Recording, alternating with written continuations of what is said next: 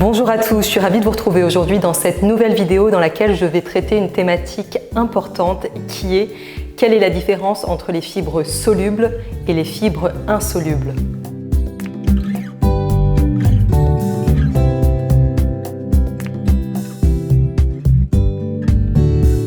Dans un premier temps, nous allons définir ce que sont les fibres alimentaires. Les fibres alimentaires, ce sont des glucides d'origine végétale qui ne sont pas assimilés par notre organisme lors de la digestion car les enzymes de notre tube digestif ne sont pas en capacité de les digérer.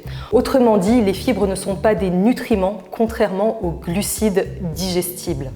Les fibres épousent tout un tas de rôles au sein de l'organisme, comme par exemple une action sur le transit. Elles vont permettre de réguler le transit. Elles ont aussi une action sur la cholestérolémie et sur la glycémie.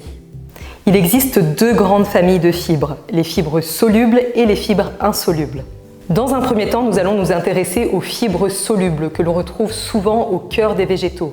On les retrouve notamment sous forme de pectine, comme dans la pomme, de bêta-glucane, comme dans l'avoine, d'alginate, comme dans les algues, ou bien de mucilage, comme dans les graines de lin, de chia ou dans le psyllium. Les fibres solubles ont la particularité de se dissoudre au contact des liquides. Elles vont former un gel visqueux qui va tapisser la paroi du côlon et former ce qu'on appelle un balai intestinal. C'est ce qui se nomme aussi l'effet ballast. Les fibres solubles sont beaucoup plus douces que les fibres insolubles et beaucoup moins irritantes que ces dernières.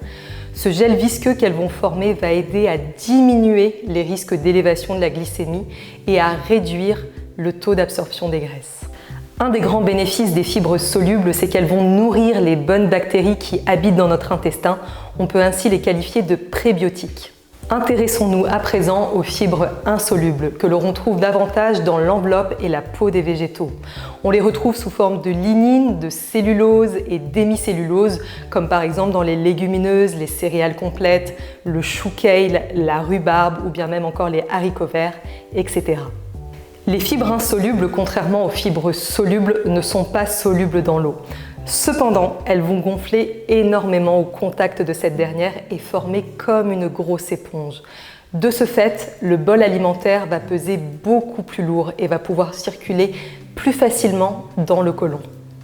Pour favoriser au mieux l'action nettoyante des fibres au sein de notre organisme, il est primordial de veiller à bien s'hydrater régulièrement tout au long de la journée.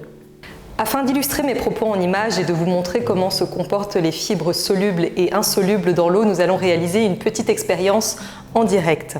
J'ai devant moi deux verres. Dans le premier verre, il y a du psyllium, donc très riche en fibres solubles. Et dans le deuxième verre, il y a des fibres de persil, qui sont des fibres insolubles. Je vais rajouter de l'eau dans chacun de ces deux verres et nous allons voir comment évoluent les fibres dans le milieu aqueux.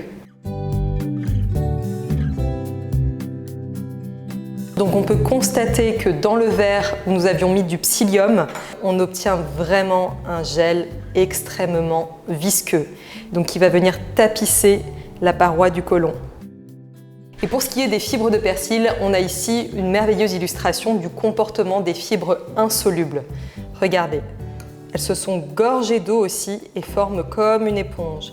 Elles ont vraiment regonflé au contact de l'eau.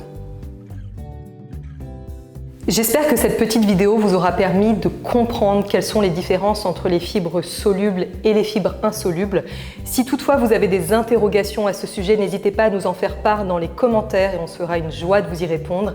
Et d'ici là, je vous souhaite de prendre bien soin de vous et je vous dis à très bientôt pour de nouvelles vidéos.